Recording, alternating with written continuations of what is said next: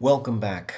Hope you've had a chance to watch that lecture entitled The U.S. and the World because I'm going to draw heavily on it in this lecture here today.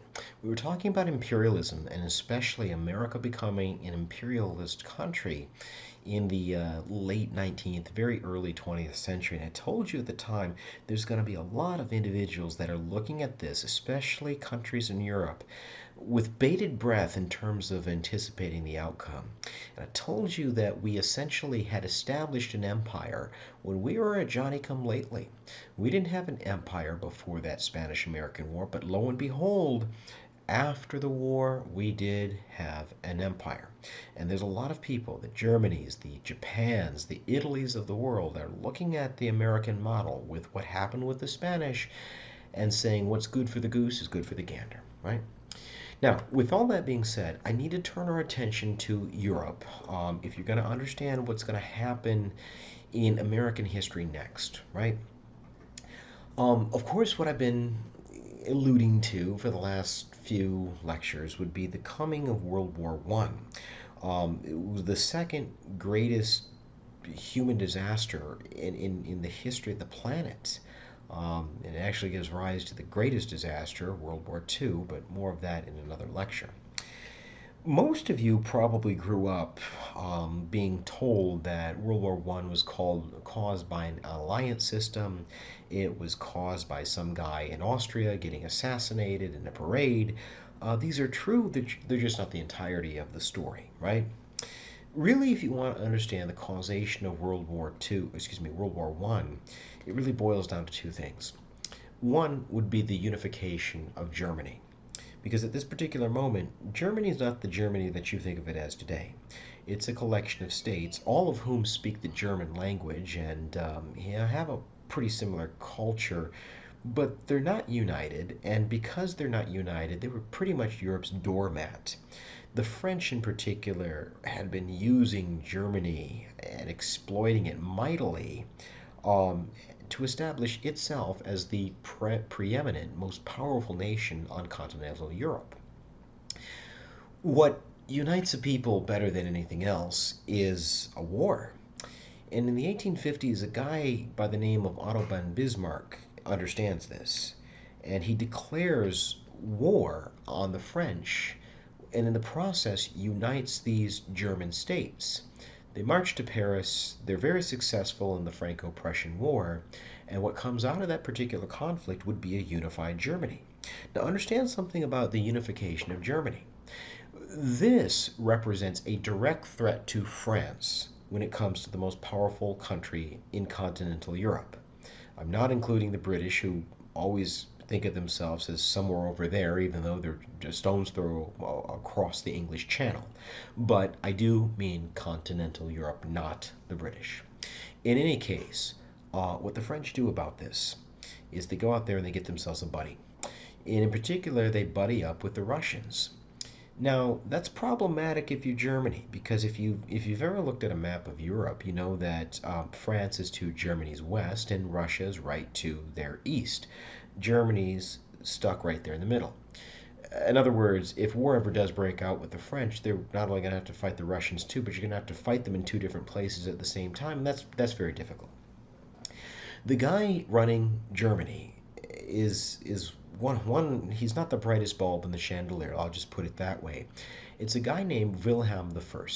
And he goes to the guy that you're looking at if you're following along in the PowerPoint with me. That's a guy by the name of Alfred von Schlieffen. And von Schlieffen is Wilhelm's main military man, is his main advisor. And what he says to Schlieffen is, I want you to design a two-front war. I want you to come up with a solution to what these French have us looking down the barrel of a gun. One thing that Schlieffen realizes very, very quickly is you need to go buy off the Russians. They've got you surrounded. I can't be in two places at one time. Go buy off the Russians. Go pay them to be your friend. And Wilhelm I says, no, I meant a purely and strictly military solution to this problem. And what Schlieffen produces is going to come to be known as the Schlieffen Plan. What Schlieffen is essentially saying is this is the best of a collection of bad ideas, but here goes, right? The second that we see Russia mobilizing its military, the second that we see Russian troops begin to be mobilized, we are going to sprint to France and we are going to knock it out. We're going to knock it out so quickly they're not even going to know that war was declared. And once we got the French subdued, we're going to turn tail and we're going to run back to the Eastern Front where we will either fight the Russians or we will make peace with the Russians. This comes to be known as the Schlieffen Plan. It's a bad idea. Schlieffen himself knows it's a bad idea, but it's the best of his bad ideas that he could come up with when it comes to appeasing his boss, right? But what I want to press upon you is the importance of Russia mobilizing its military. That, as you're going to see, is going to trigger something bigger and broader and ultimately bring the whole world into the war. Now, in addition to the Schlieffen Plan, by this point, Germany has made alliances with Austria, its neighbor to the southeast, and at least initially Italy as well. And France says, no, no, no, we are the ones that have allies. We're going to one-up you, and they go make friends with the British. And so what you've got is France, Britain, and Russia now versus Germany, Austria, Hungary, and initially Italy. Those are how the alliances are beginning to shape up. The other problem is going to come to us in the tinderbox of Europe, the southeastern part of Europe, the part of Europe that's typically referred to as the Balkans. Okay? It's the Austrian-Hungarian Empire. That's really what I need you to understand about the Balkans. It's a collection, a vast empire, and it's a collection of people that all live under the same roof, and none of them like each other very much. And one of those nations is a Slavic nation, an ethnicity in Europe, Slavs, and it's a Slavic nation of Serbia. The man that you're looking at there on the screen was riding through the streets of Vienna with his wife in a parade when he is assassinated by a Serbian national, a guy by the name of Gavril Princip. The significance of Serbia in all of this is that Russia was the big Slavic nation, the main Slavic nation, you'd say. And around about this time, what Russia said to the rest of Europe is that anybody that messes with one of our little guy Slavic brothers, they're going to mess with us, right? You might be able to see where this one's headed. And so Austria can't just simply let Serbia off the hook. They start turning the screws. They declare martial law. They want Serbia to give up Princip. And so Serbia's suffering directly at the hands of Austria. And this is beginning to get the attention of the guy running Russia, a guy by the name of Nicholas I, who begins to mobilize his military. That should raise your eyebrows, because what it's going to do is it's going to trigger the Schlieffen Plan. When Russia starts mobilizing its military, that is triggering Germany to run to France. And although William I, who is loosely related to Nicholas I, tried to sort of calm the situation, ultimately he's unsuccessful. And in less than a week, Russia declares war on Austria. Germany declares war on Russia and begins to move on France. France declares war on Germany. Britain is brought in because it's the ally of France. And in about a week, you've got every major military power in Europe that has declared war on each other. Okay? It's all because, I mean, what is ultimately the proximate cause of this is Franz Ferdinand right there, the Archduke of the Austrian Hungarian Empire. He's assassinated. But if you've been following along with me, you can see that this had been building for years and years. One individual that kind of presupposed this was what a lot of people consider to be the father of communism, a guy by the name of Karl Marx. And if you've ever read probably his most influential book, The Capital, or Das Kapital, this very long, very boring book, and it basically boils down to the way that capitalism degenerates is it becomes a very small collection of really big fish in one small pond. In other words, the Rockefellers and the Carnegies and the Vanderbilts of the world, they all eat up these smaller fish, and ultimately what they end up with at the end of the day are these great big huge monopolies. Maybe even more importantly is another guy that's going to follow the lead of Karl Marx, another communist, as a matter of fact, the first communist to rule over Russia, a guy by the name of Vladimir Lenin. Lenin considered colonization, imperialism, the highest form of capitalism. That what the British had been doing for years and years and years is gobbling up and then quartering off, blocking off access to various markets. Markets in Africa, markets in China, markets throughout the world, India as well. In other words, Lenin not only predicted this, but said that more wars like this would happen if the capitalist system was not overthrown. And that's why he considered to be basically what Lenin was saying was that Britain owned the world economy and Germany was willing to go to war to get a slice of it. Back in the United States, you've got your president Woodrow Wilson. That he's absolutely no radical. That's not where I'm headed with this one. But Wilson did buy into the idea that the world economic system had broken down. It had broken down primarily through the process of colonization. That was the proximate cause. But more importantly, it was like setting a bone. We needed to suffer through this pain of setting it so that the bone could, fuse and reheal properly. But ultimately, Wilson is going to condemn the economic system and especially colonization. So Teddy Roosevelt's prediction that the United States would actually keep the peace in Europe turned out to be completely false. And if anything, it actually upped the ante when it comes to getting into wars based on colonization. Now, part of the reason that I'm telling you this is that Russia will bow out of the war relatively quickly. Russia had no business being in the war. What Germany and France and Britain and even the United States had in common was that they were all industrial nations. This is a modern war, and you need to feed and clothe and equip your army. Many Russian troops were sent to the front lines without even a gun to fire, let alone bullets to fire out of it. And so, as you might imagine, there's just massive, massive suffering of the Russian people. And anytime you have a situation like that, it's not very good for the people calling the shots. And in 1917, it's going to cost the Tsar, the King of Russia, it's going to cost him his life.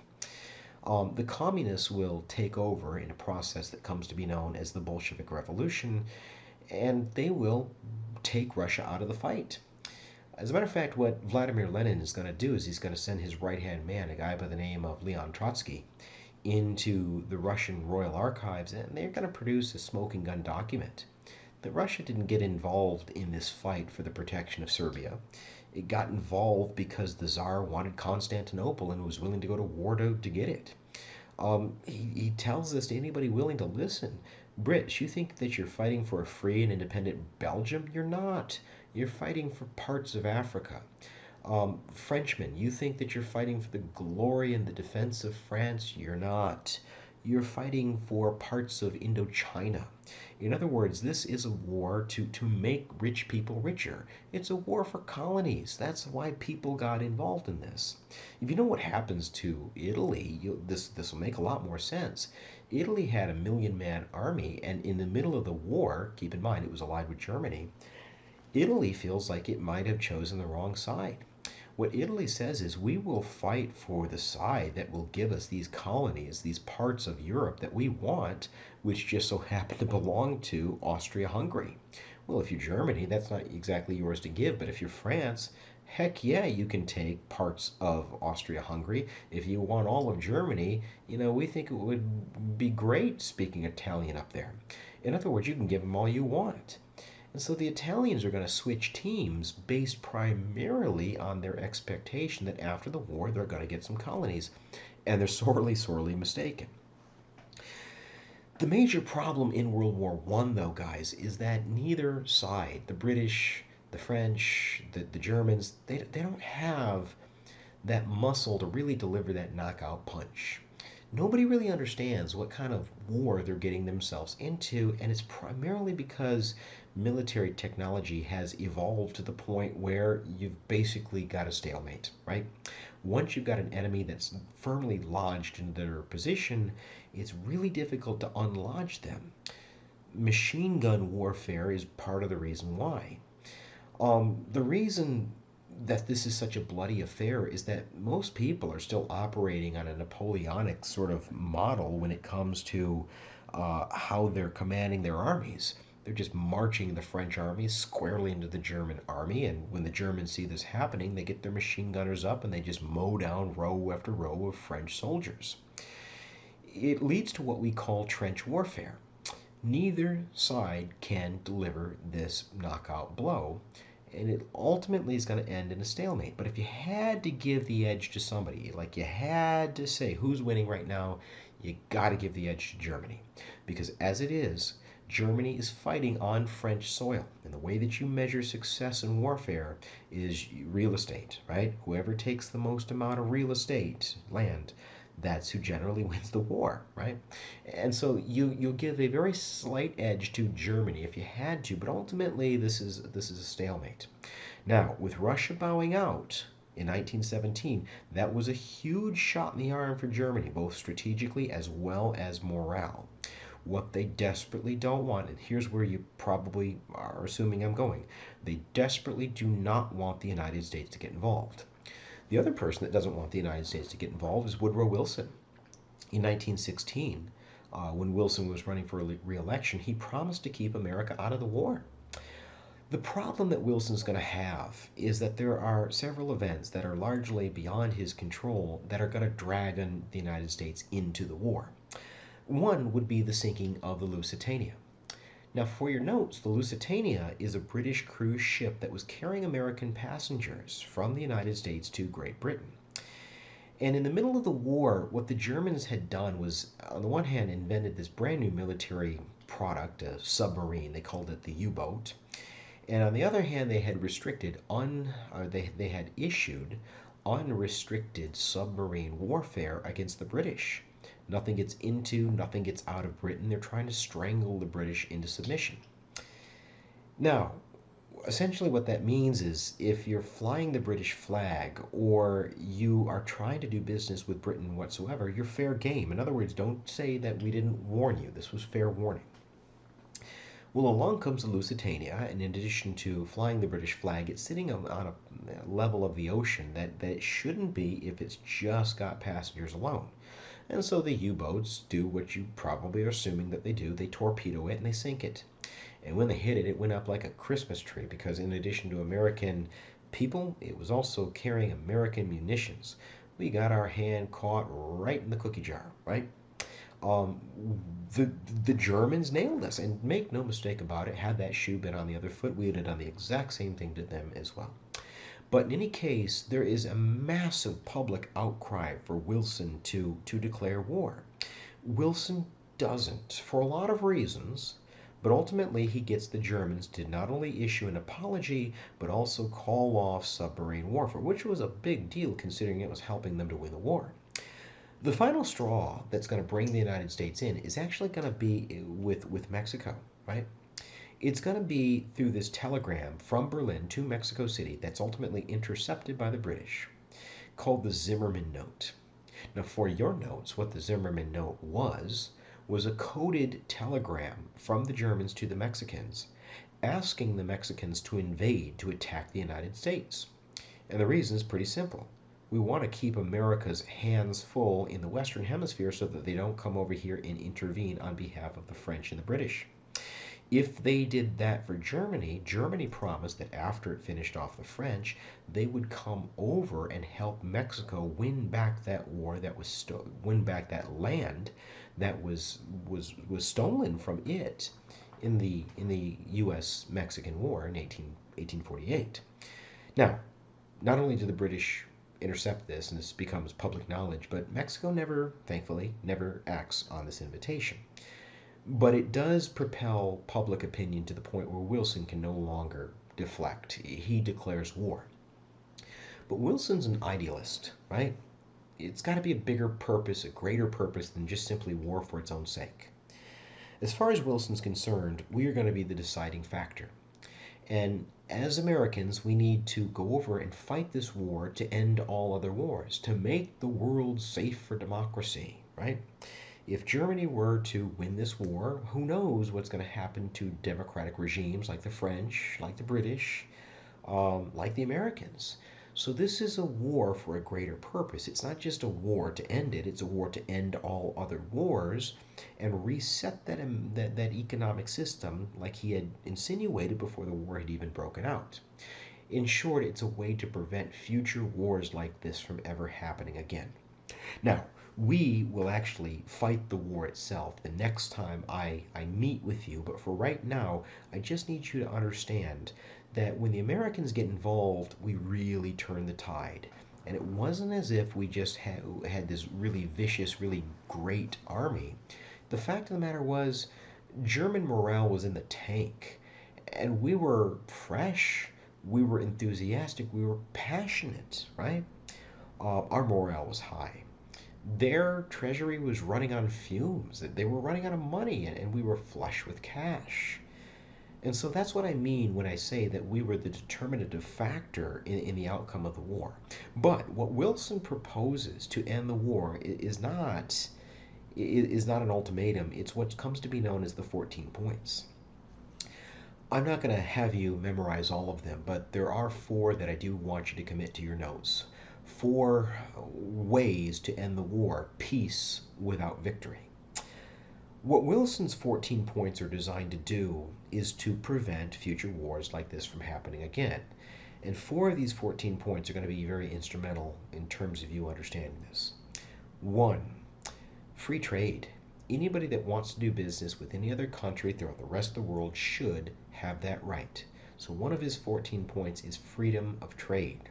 Secondly, freedom of the seas. One of the reasons that we got drug into this war was the sinking of the Lusitania. No one should have the right to intimidate any other country when it comes to world travel. So freedom of the seas. Third, and this one's a big one, decolonization. We needed to give the colonies back to their indigenous owners. In our case, that means giving the Filipinos the Philippines. In the case of the French, that means giving Libya, parts of North Africa, back to their indigenous owners. The last one that I need you to be mindful of would be the creation of what Wilson called a League of Nations. Think of the League of Nations as a predecessor to what we call the United Nations, an international collection of countries that head off wars before they become full-fledged wars, right? Initially, everybody comes along with this. The British and the French, they reluctantly come along with this, but you have to understand that people are fighting this war for very different reasons. Not everybody's fighting this thing to make the world safe for democracy. The guy that's got this mustache right here that I'm mousing over right now, that's the French premier, a guy by the name of Georges Clemenceau. And Clemenceau was fighting the war really to reestablish France as the number one power in Europe. He was not fighting it for any kind of idealistic reason. And so at the 11th hour, what Clemenceau, and to a lesser extent his buddy David Lloyd George, the Prime Minister of Great Britain, what they decided that they were going to do was ultimately reject Wilson's call for peace under the 14 points. Instead, they will adopt a far more punitive approach to peace, and that would be the Treaty of Versailles. What the Treaty of Versailles is going to do is it's going to blame Germany for the war. At this point in time, guys, you have to understand that Germany had already laid down their weapons, and they're not exactly in a position to negotiate, if you understand what I mean. And so what the Treaty of Versailles is going to do is it's going to blame Germany for starting this war, which was not true. They didn't start it any more than anybody else, but they get blamed for it. And because they allegedly started it, they need to repay the British and the French for the damages that those countries incurred because of it. And so what this is going to do is it's really going to break Germany economically. I mean, the amount of money that the British and the French were asking for, it simply did not exist in 1918 when the treaty was signed, right? It's 1918. That kind of money doesn't exist. And the world-renowned economist John Maynard Keynes is basically going to say that if you do that, you'll ruin the economy. You'll ruin the world economy. That's what Clemenceau wants to do: break Germany so that it can never challenge France again. It also said that Germany could no longer have a military. It reduced Germany's military to an absolutely microscopic level. And so, on the one hand, Germany's economy is in the toilet like immediately after this war, and on the other hand, it couldn't really stop France even if it wanted to, primarily because by the terms of this treaty, it really wasn't allowed to have a military. And I think it's only a matter of time before some populist German politician comes along and begins to fan the flames of German resentment. The German people are suffering. They are humiliated in this process of the Treaty of Versailles. But more importantly than anything else, guys, keep in mind they surrendered to France on French soil. Something doesn't add up with that. And that's what Hitler would say time and time again. That never forget that the German people surrendered to the French on French soil. And so there had to be somebody that sold us out at the 11th hour. In short, what I'm trying to say here is that historians call this period, the end of World War I, the unsettled peace. Yes, you do have peace, but only the tiniest little hiccup is going to undo that peace. Maybe a better way of thinking about it is that World War I and the unfinished business of World War I is going to give direct rise to World War II. It will